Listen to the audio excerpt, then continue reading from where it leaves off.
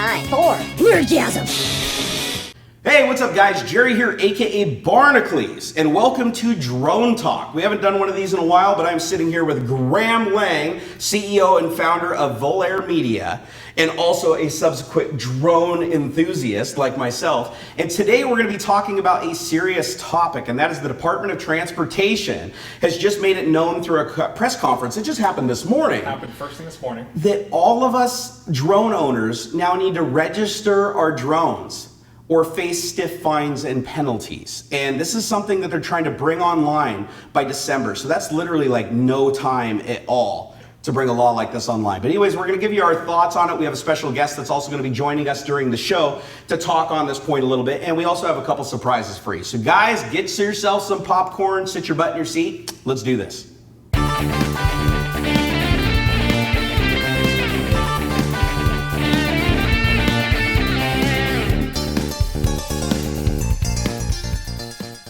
All right, guys, we're just going to jump right into this. Secretary Fox was the person that called this press conference early this morning, talking about this registration of everybody's drones, and it caught everybody completely off guard. It really did. Oh my God. So I'm going to go ahead and let Graham here tell you the details and the finer points of what the press conference talked about, because he's been going over this with a fine-tooth comb. Because you have to realize we're both hobbyists, but he's been doing this forever. You've built drones yourself, you've purchased drones. Correct. Started building them, and then it's kind of transitioned. You know, we've flown almost everything in the backdrop here, you know, and it's what's come up. There were some rumors that came up over the weekend that there was a potential of this news conference, right, and it was actually confirmed yesterday. But Secretary Fox basically went through and discussed how the DOT plans to open up a registration process by middle of December to be able to register every single aircraft that flies in U.S. airspace. And this is at a federal level. Yes. That's one thing we really want to talk about right now, is this isn't something that's at a state level, like most other registration practices, like registering your car, registering your guns, things of that nature at a state level. This is a blanket thing that they're trying to do at a federal level, which is very unusual. It is, and you know, it was interesting because the conference this morning was incredibly vague. They gave us very preliminary information about what their plans were to do, and frankly, you know, we're coming up 45 days until the holidays. Yeah. I'm not quite sure how they're really going to be able to implement this in time. And they've already proven. I mean, they've tried to implement other things up until this point, and they've missed every deadline that they've hit. But they seemed in this press conference like they were incredibly adamant about doing anything that was necessary to make this happen, because they really feel as if this is some kind of a catastrophic thing, which we're going to get into a little bit more here in a little while, how that's so unfounded it isn't funny. And you know, and it's one of those things where, you know, they were talking about being able to give fines to people and stuff. So there's a whole bunch of questions, not many answers, and hopefully we'll be able to kind of dive a little bit deeper into that and really take a look at this kind of and peel back the layers of the onion, per se, to see exactly, you know, how this is going to affect people when they go out and buy a drone. Yeah, no, so one of the things that I want to get out right away is I kind of want to talk about, Graham and I agree on a lot of stuff that are basically against this registration law, but you know, we might be more passionate about different things. Me personally, and I'm going to put on my tinfoil hat really quick here, the thing that bugs me the most about registrations like this in general, not even just pertaining to drones or hobbyist activities like this, is that you're basically allowing the federal government to track your ownership of something. And that's scary for a lot of reasons. And not just because you may want to like look at your freedom and be like, you know, freedom, America, I don't want to be regulated, blah, blah, blah. The way I see it is, like, for instance, let's just go ahead and jump into it. Gun ownership. I think that's actually a good thing to cite right here. Yeah. Is that gun ownership, of course, the state level, they want to regulate it, they want to register it because it is a dangerous weapon, right? It's been proven to kill people, but just like anything else, statistics have proven that criminals don't follow laws, right? And they never will. Right? And they never will. Why would a criminal want to follow a law? Exactly. So all you're doing by having, you know, good people, and I'm not just speaking for guns, I'm speaking for the drones too. I want you guys to see the correlation that I'm making here, is that by you forcing good law-abiding citizens to register stuff, all you're doing is allowing the state to see who has what. Yes. And that's scary to me, because if anything happens, the government decides to uprise, is tyrannical, or we try to get into another civil war. It's happened before. It could happen again. the government's going to know exactly where to go to take guns away and where to take your drones away, because they could see these as a threat too, because you can use them for certain levels of surveillance. Yeah. I mean, it's a tool just like anything else. It's kind of how you use it. So Jerry, do you register your PC with the government at home? I do not. Last time I checked, I do not have to register my MAC address to the government, which is kind of funny, because I would argue that computers as a whole have killed more people. Period. Whether it be driving a guidance system. Yeah. I mean, look at the internet bullying. That's just a small cyberbullying is just a small piece of this. Cyberbullying, hacking, denial of service attacks that take down huge services like Amazon and cost them, drive the stock price through the. I mean, you could arguably link it to all different forms of death, but you don't have to register computers, because they are so vastly, widely used that I think the government's gotten to a point where they're like, okay, well, if we could track every single computer, that's probably not going to happen. Yeah. I mean, if they could, they would, but they can't do it. And I think they're looking at drones as an opportunity to kind of seize it before it gets too out of control, before the people get too much control of it. Well, and the other thing too is, there's, and we're going to go deeper into this as we continue this conversation, but things about size and classification. I mean, there's so many questions in the air, and so many people have been voicing their concern over this just because, they haven't told us more than, hey, we're going to do this, and we're going to do this by this date, and that's it. The press conference, if you guys watch the press conference, and I'll put a link down in the video description so that you guys can see it. It's not very long. I think the talking section is only about 7 to 10 minutes or somewhere in there. But if you watch it, you can clearly see that the press as a whole is unifying together to basically look at this as taking rights away from people. And they know the public's not going to like it. They're all taking the stance. I didn't see a single person stand up and be like, yeah, this is a great idea what you guys are doing.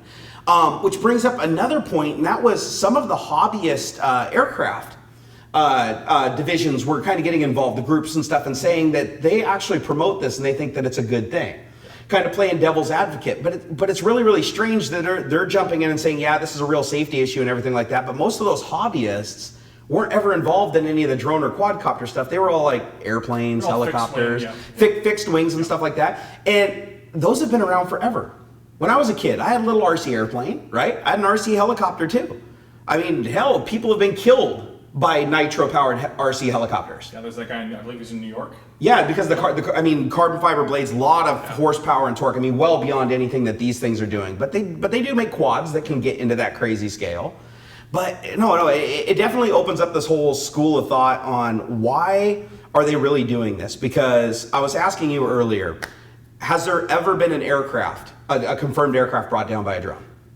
And the answer is no, not yet. Right.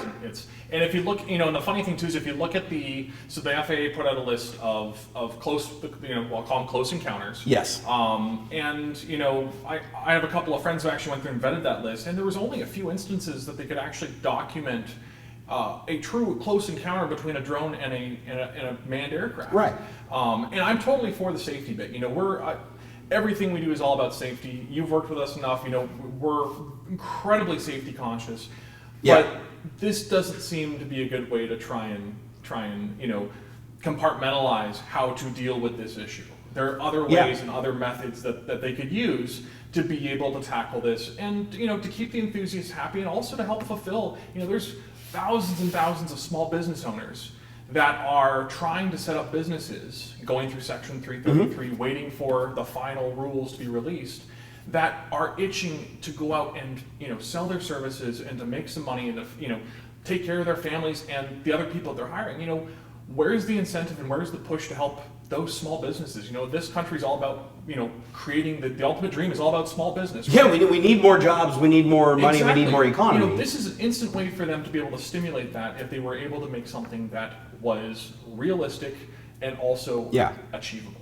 So. And also, guys, I want to be absolutely clear that the primary goal that Graham and I have above everything else is we want safe drone usage. Yeah. Absolutely, across the board. We're not saying that we should be able to just own drones willy-nilly and use them however we want. If we abuse that system, we fully expect to be brought down, brought to justice on it. And perfect example. So here in Seattle City Light had an issue. They had a drone fly into a power line. Yep. It caused, tens of thousands, I think almost 38,000. You were telling me about that. Damage. Yep.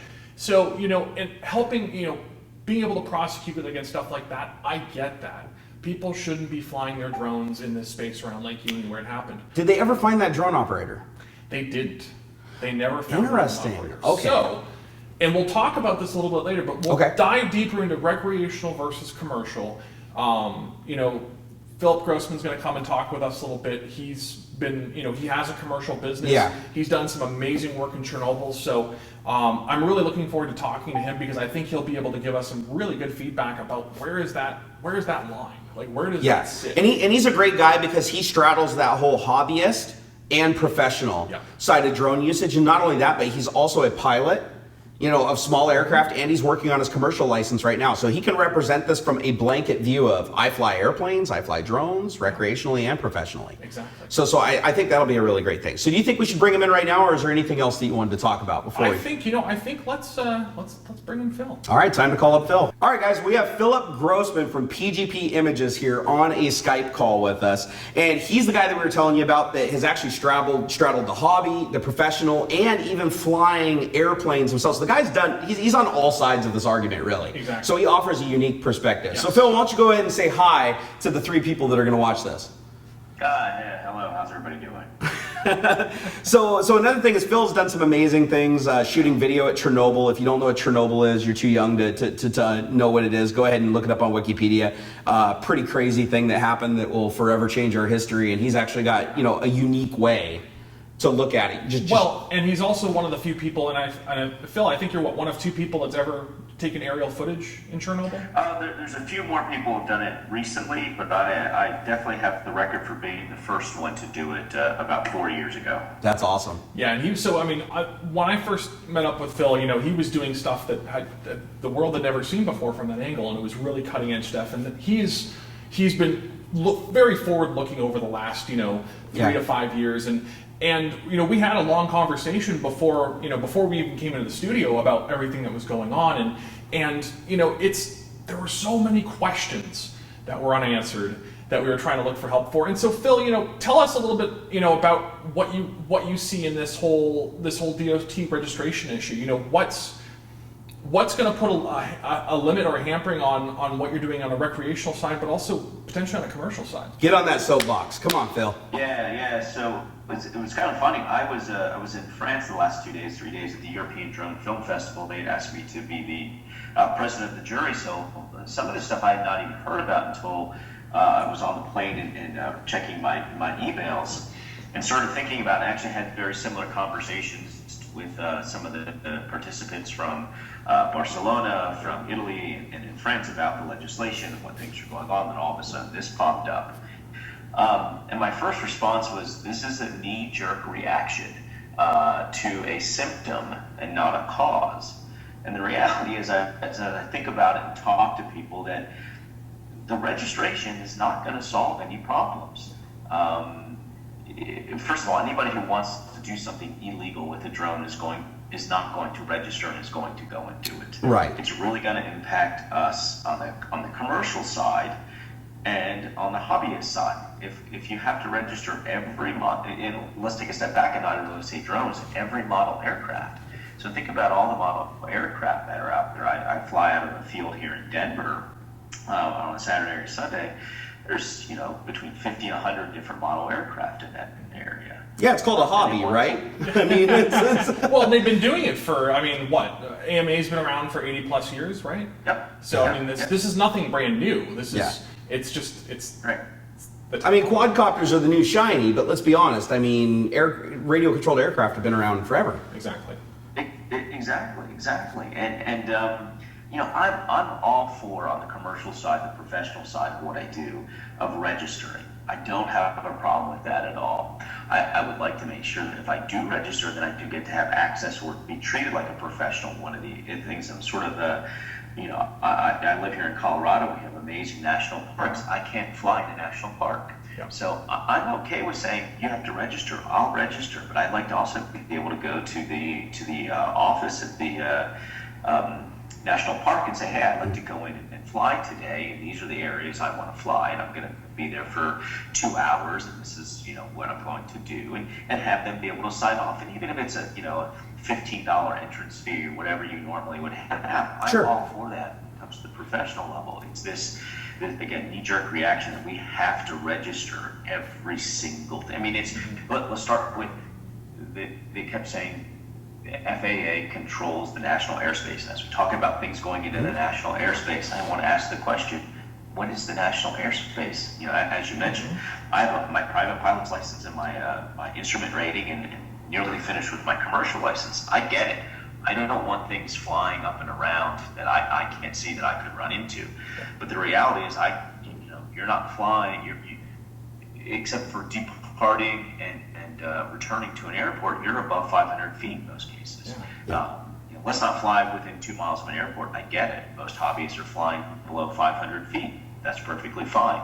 It's the professionals who may have to go above that who I'm okay with registering and following the rules. But right now, this just sounds nuts. And we have a government, unfortunately, can't keep any of our personal information private. That's a really good point, actually. Yeah. I'm glad that you brought that point up because they haven't really demonstrated that they're excellent at record keeping. Well, and didn't the IRS recently lose a whole bunch of information? I think every division. So it's the privacy piece. I mean, data privacy is becoming more and more important every day, and large companies are losing personal information more and more every single day. So that's a fantastic point. And Phil, I don't know if you're familiar with the gentleman that received, Peter Sachs, who received his Section 333 for the paper airplane. So there's been a lot of very strange irregularities that have been occurring. And I want you to talk for the people that don't really understand or don't have context on that. Please explain to them about the paper airplane. Sure. So there's a gentleman who has been a very vocal mouthpiece to drone regulation, a fair drone regulation. Yeah. And I think it was done more in satire as a joke, but he ended up going to the FAA and requesting an exemption for a small electric-powered paper airplane. And the FAA granted that exemption to him. And so now it's kind of a running joke. I mean, it is completely serious. He could collect money to go fly that commercial, he could commercially fly that little paper airplane with a prop on it brings up a good point. It's what exactly, when we see drones here, we're talking about drones. Let's talk about a little bit about what classifies a drone. Yeah. Or even something, we're talking about paper airplanes. I mean, they're talking about registering these aircraft. They vary in size. I mean, we have a small little quadcopter up on the shelf up here. Absolutely. I'm going to grab this, actually. It's barely big enough to even fly outside, let alone, anywhere else. But potentially this small aircraft, we would have to register under this system. And that's a toy. This is not being used in any commercial game. This is strictly just a toy for you to, pull out of that stocking at the holiday time or whatever. Has a camera. But it does have a camera. This little thing right here does have a camera. It's for all intents and purposes has the same functionality as a larger counterpart, just less range, less endurance against, Go ahead. And I think that's one of the issues with the way the FAA has gone about doing this regulation and I think it's our government in general over the last 5 years seems to have wanted to do everything as a comprehensive reform. Yeah. One thing I've realized is our government does not do comprehensive well. And the reality is you should approach things with a crawl, walk, run model. Yep. And we're trying to regulate, the small little quadricopter, microcopter in the house regulated at the same time as the drones that fly, in the desert and blow people up. Mm-hmm. And they're very, very different ends of the spectrum. And what they should do is say, okay, anything below X or Y weight or, say we're not going to focus on that. Let's focus on the place where these things may have an impact. I'm all for on the commercial side, having rules, regulations, having end numbers, but allowing me then to go and do the work that I want to do by providing a framework of rules that I can follow. Right now, there are no rules. In fact, I don't know if it was Brendan Schulman or if it was Peter who made the point. I think it was Brendan in defending the case of Virginia, where there are no rules. The only rule that the FAA, or one of the rules the FAA has, is that it has to investigate any crash. And since they were saying that anything that flies in the air, they have control over, that any paper airplane crash, they'd have to investigate. Yep. So it's sort of we have all the rules we want, all the power we want, but then when you call them on it, they don't sort of have the rules. And the sheer fact they haven't hit any of the dates. I'm actually not as concerned that they'll hit this December date. Yeah, we talked about that. The date, what was it, 2007 and 2012. They didn't meet this most recent date, 2015, September. You know what fear I actually have? I have an innate fear that they're going to try to hit this date, even if it means being very, very vague. Yep. And I think that would even be more damaging as if they rush into this, because it's a lot harder to undo that kind of legislation than to put it into place in the first place. So, to play the devil's advocate here, I mean, are we looking at potentially the end of any sort of drone activity in the United States? That's my biggest fear. Is it starts with registration and ends with them just coming to your house and confiscating it at some point. And for people that say, "Oh, that'll never happen," I spoke with Jordy Fox, I believe that's his last name, from Barcelona. Was at the event I was at this weekend, and he says, "In Barcelona, you cannot fly a drone, even in your backyard, a foot off the ground. It is illegal." So for someone to say, "Oh, that'll never happen in this country," it very much could happen. And Philip, you've been all over the world traveling. You've flown drones in many different countries. How do you see the U.S.'s potential regulations kind of stack up against other countries? I mean, are we looking at this through a filter, and we should be looking at it maybe a different way, or are these fears really valid? We're not the most restrictive. We're not the least restrictive. I think we have luckily been fairly well balanced. I know it was funny, they were having drone races in France at the European Drone Film Festival, and there were police officers there. I said, "Oh, the police officers came to see what's going on." They said, "No, those are actually aviation police officers, very specific police officers for aviation." Okay. And they were very nice. They actually did not know a lot about drones, which was interesting. They were there, they saw the races, and they were fine. But then you have the other end of the spectrum in Barcelona, where you can't fly at all. And then you have a small island off the coast, or I guess it's about 8 hours from Australia, where there are actually no drone laws at all. I know my past trip to Chernobyl. In the past, we were free to fly wherever we wanted. This last time, they actually the secret police required us to get a permit, and we had to negotiate the distances. And I get it, because of how close they wanted us to get to the reactor. Yeah. I think in the States, we're still fairly broad. I think that some of the issues we have is that we have federal laws and we have state laws, and I think that's where we're going to see the most conflicts. We have, Jerry Brown recently signed a law, I believe it was in California, made it illegal to use a drone to fly in and spy in somebody's window.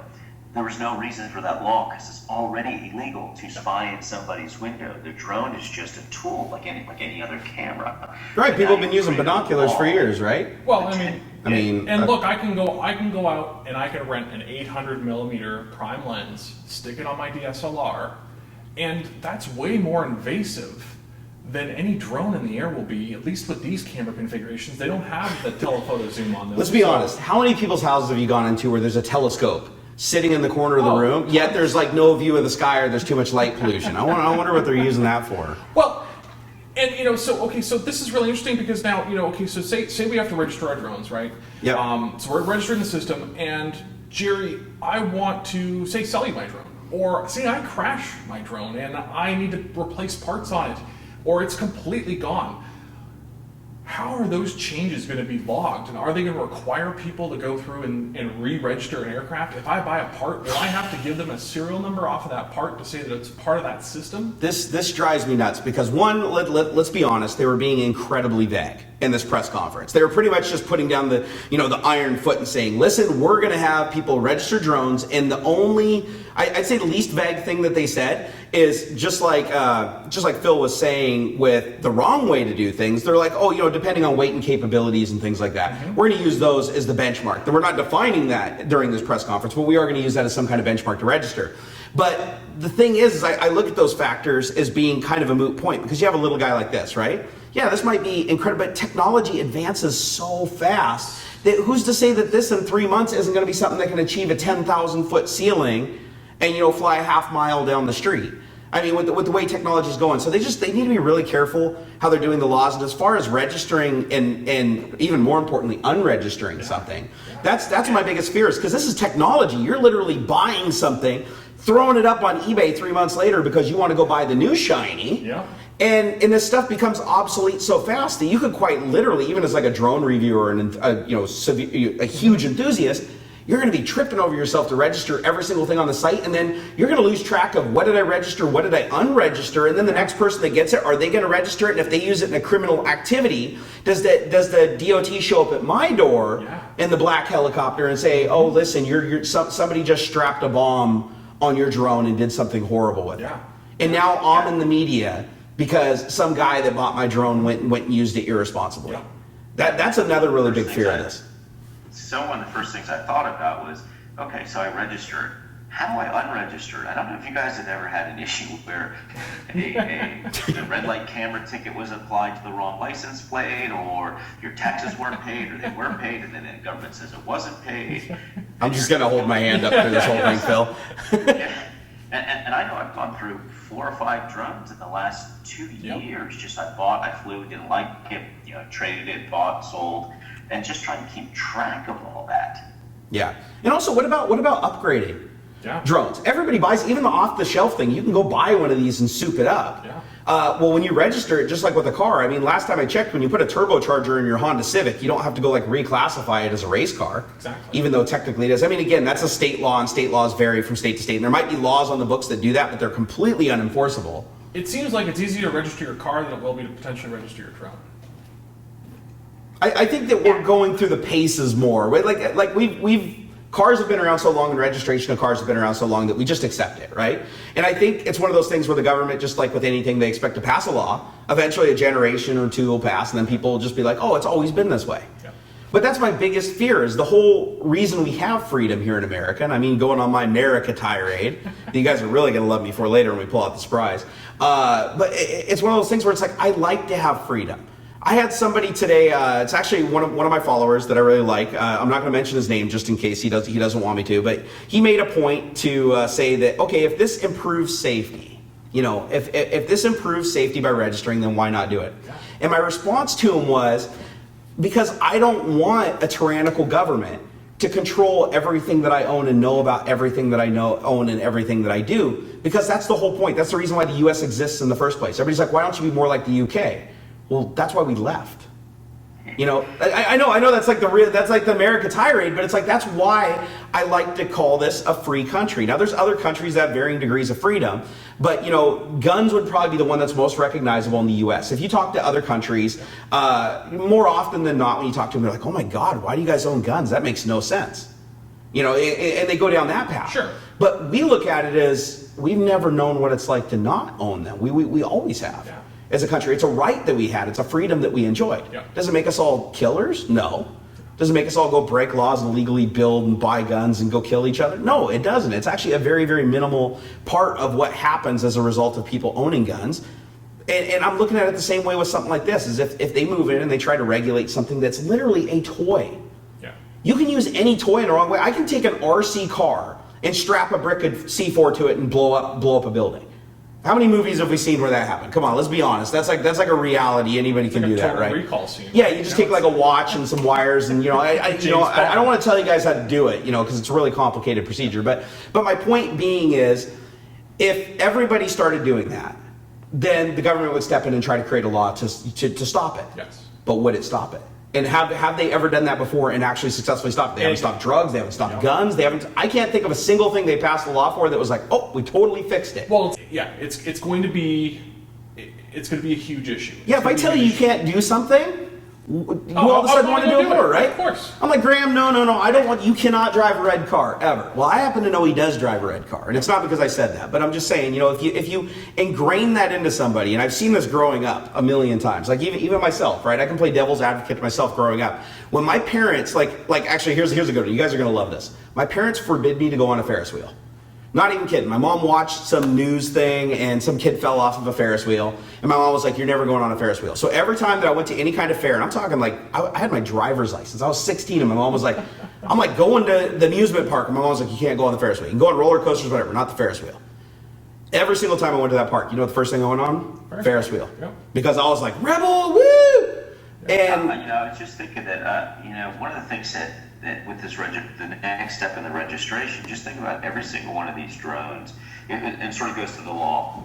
I'm okay with saying you're not allowed to fly above 500 feet unless you have a commercial license. I'm fine with that. If you fly over 500 feet, You get fined. That's the law. Yep. You pay $1,500, whatever that may be. But now what they're doing is registering, and the next step is going to be that they're going to want all the telemetry data, because that is easily accessible now. Yeah. So they're going to want that reported in so that they effectively don't have to do their job in policing. That'll be policed on its own. I got telemetry data from you that says you were over 500 feet, you're going to get a fine now. Yep. I'm okay with, here's the rule, follow the rule, but this whole registration thing it's attempting to affect the symptom and not the root cause, and it's not going to fix the problem. And we haven't even thrown in any of the state law, federal versus state laws. I mean, there's states that are now enacting UAS laws.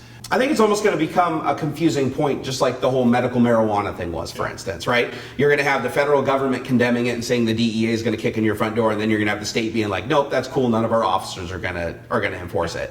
And you're just going to have this weird limbo area where the law is no longer clearly defined. But that's what's been happening. Is there has been this limbo because there's been no definition, no clear guidelines from these guys. So they're only confusing the issue more. That's all they're doing, is they're throwing in way more confusion about what is actually going to happen. Yep. It's turned into an absolutely terrifying situation. So let's be clear. Let's be clear at this point. What we're condemning here, again, in this video, is the registration of every single aircraft that you basically own, be it paper airplane with a rubber band attached, or an autonomous drone, like DJI's products have something called ground station that it can effectively pilot itself throughout a predefined course and things like that. They have totally different capabilities. But what we're saying is we're okay with them putting a law on flying above a ceiling. If you go buy an ultralight aircraft, which is like, if you've never seen them, they're like these small aircraft, cloth wings, Briggs and Stratton engine off your lawnmower or cement mixer, and you can take these things out in your field and fly, but you cannot go over the ceiling of 500 feet because then they consider that you're getting into airspace of other aircraft. I'm okay with them applying that same law as a law to drones and aircraft, a blanket law across that just says this is what it is.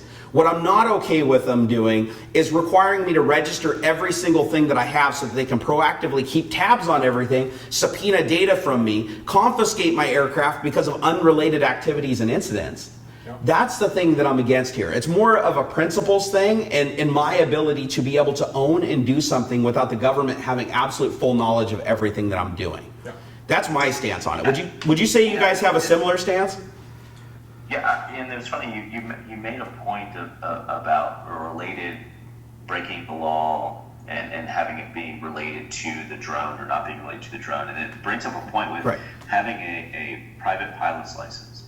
If I get a DUI, I will lose my private pilot's license. With this registration, there's the potential that says if I do something with my drone, or I do something, get a DUI, or I do something else, we're now tying unrelated things together and penalizing them. And that's an interesting point I had not thought about before. That's one of the things that the registration will wind up doing as well. Yeah, and it's like points on your license. Right? It is. For unrelated things. Yeah, exactly. I mean, it's like okay, what's the difference between a car, a boat, a submarine, and an airplane? They all occupy space. I mean, that's very, very vague definition. So, Philip, why are pilots afraid of drones? I mean, you've spent a lot of time in airplanes. Is there truly a fear there? I mean, is there something that we could maybe help explain to people to help maybe bridge that gap, or is that a valid, legit fear? I really don't think it's in the general aviation community. Our biggest fear is around an airport, and there's already laws in place and rules in place that say don't fly around an airport, and don't do stupid things. We're always concerned about running into anything when you're traveling 100 to 200 miles an hour. Things come up very quickly. Sure. But we're flying.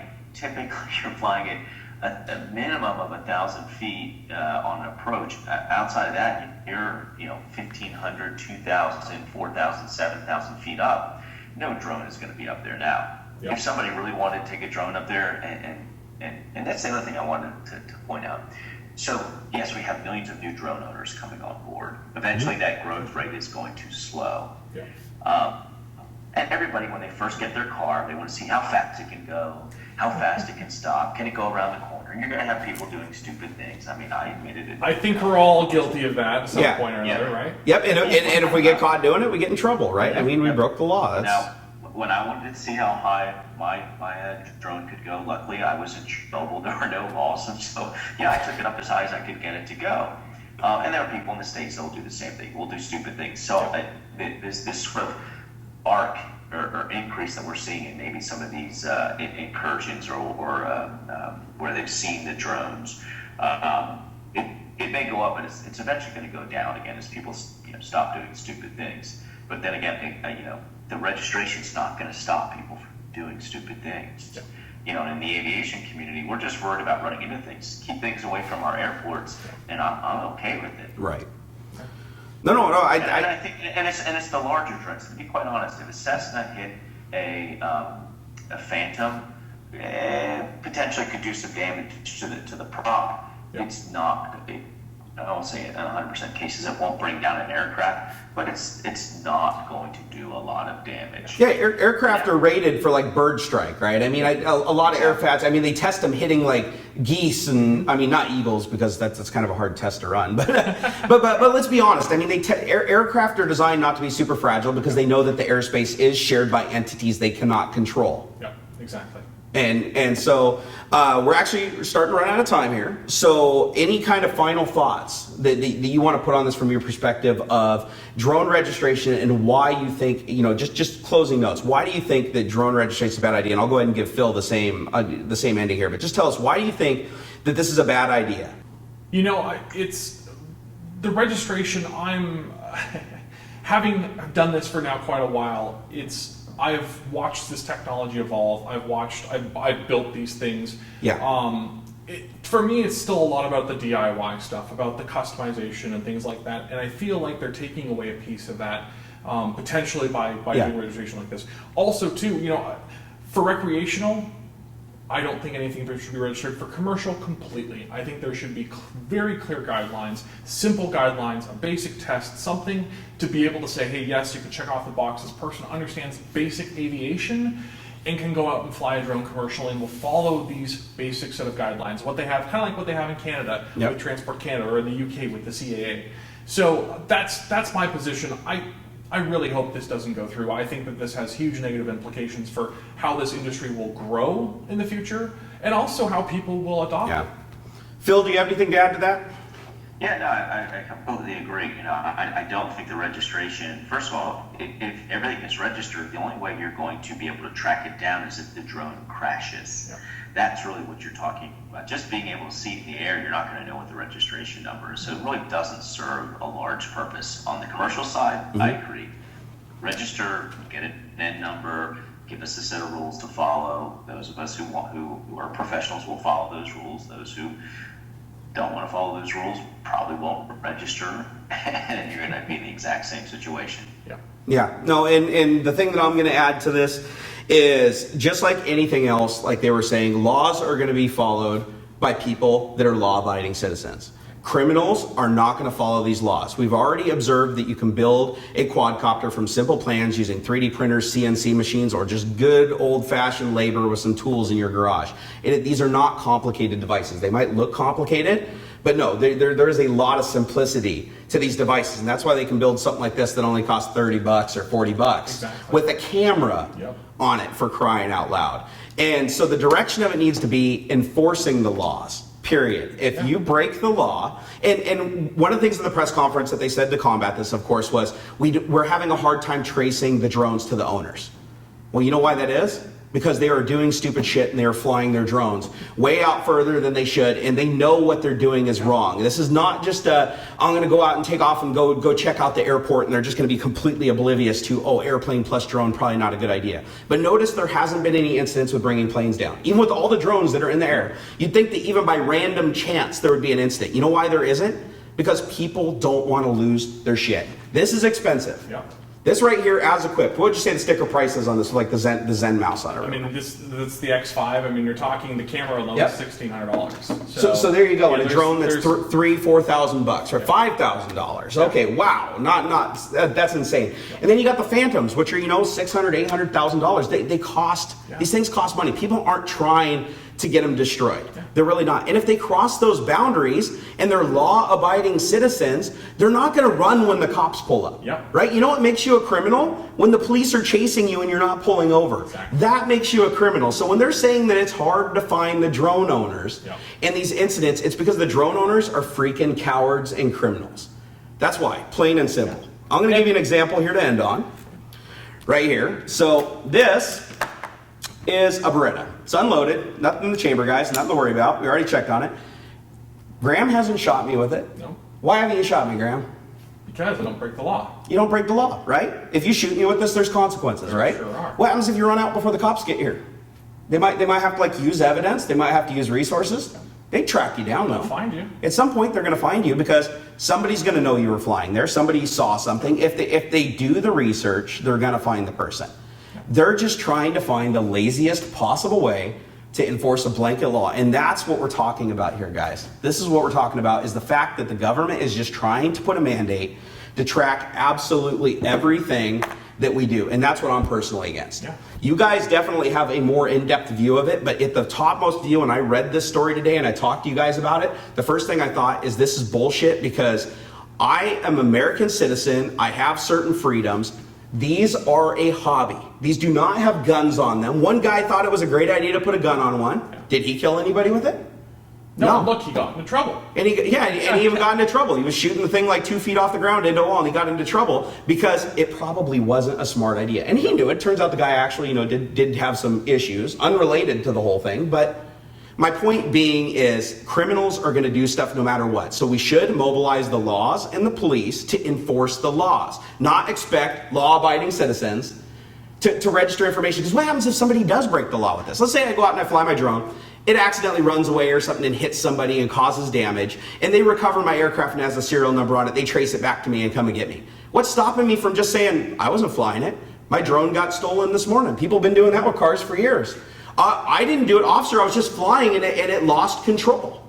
There's no way to know. The one thing I can't wait for is I can't wait to start seeing police blotters that are focused on strictly recovering lost and stolen drones based on this registration system. It's going to completely just absorb all of the resources that have been used, they're trying to use to try and actually make regulations that actually work, and instead they're going completely backwards. It's the same kind of thing. Do we want to have a whole police task force out there basically picking through the trees, pulling stuff, taking serial numbers off just so they can charge you $20 when they spent $3,000? I mean, they have real violent crimes that they actually need to go and work on. This is something they shouldn't have to deal with. So, but I think that this is just the start. This is the start of the conversation. This just happened. Yeah, a lot of egg stuff going on here, guys. A lot can change between now and December. It really can. But the thing is, we just need to start the conversation. If you guys, we want to know what you guys think. Make sure you comment below in this video. Give us your thoughts. We want to know what you guys think about this whole thing. And will it have an impact on you? If you guys are out there and you're doing this kind of stuff, tell us. Let us know how this is going to negatively or positively impact. I 100% agree. If you guys dislike what we're saying and you think in any way that we're wrong, go ahead and leave a comment down below. We're actually willing to even play devil's advocate to this argument ourselves. We actually have. And everybody's going to have a different viewpoint on it. But for me personally, my viewpoint is simple. Guns don't kill people, people kill people. Drones don't kill people, people kill people. Actually, shitty people kill people. At the end of the day, these are not weapons. This subsequently is. But at the same time, my whole point and my connection between them is we have certain freedoms that allow us to have these things for various reasons. We're responsible for using them responsibly. And good people will use them responsibly. So guys, if you're good people, you're going to use them responsibly. You're going to obey the laws. And when you cross those laws, you're going to go through the necessary measures to basically pay a fine or be re-educated into the proper way to do things, because that's how laws are supposed to work. But I am not for a country that forces me to register everything I own. This is another gateway that if something like this happens, next week it's going to be my computer, then it's going to be my cell phone, then it's going to be every knife in my kitchen. I mean, I know that sounds like I'm making a big jump there, but think about it. If enough people got attacked with knives and it became mainstream and the media sensationalized it, we would all be registering our steak knives. And I want to register Legos. Actually, Legos I agree with. They set them on the floor, and when I asked them who it was, none of them will admit to it. Legos I completely agree with, guys. I'm gonna go ahead and go out on that note. I think that registering Legos should probably be okay because they are Hashtag register your Legos. Hashtag register Legos. Right now, DOT register Legos. Yeah. I like it. All right, guys, well, we're going to end on that point in this episode of Drone Talk. Again, I am at Barnacles over on Twitter. We have Volair Media. At Volair Media. Right here. Go definitely come and be vocal on Twitter. Leave your comments down below. We will be responding to a lot of them. Also, feel free to email me. All of my information is in the video description, along with links to videos that we talked about this. And Phil, thank you so much for joining us on this. It's been an absolute pleasure. And real quick, Phil, where can we find your beautiful Chernobyl stuff? Oh, yeah.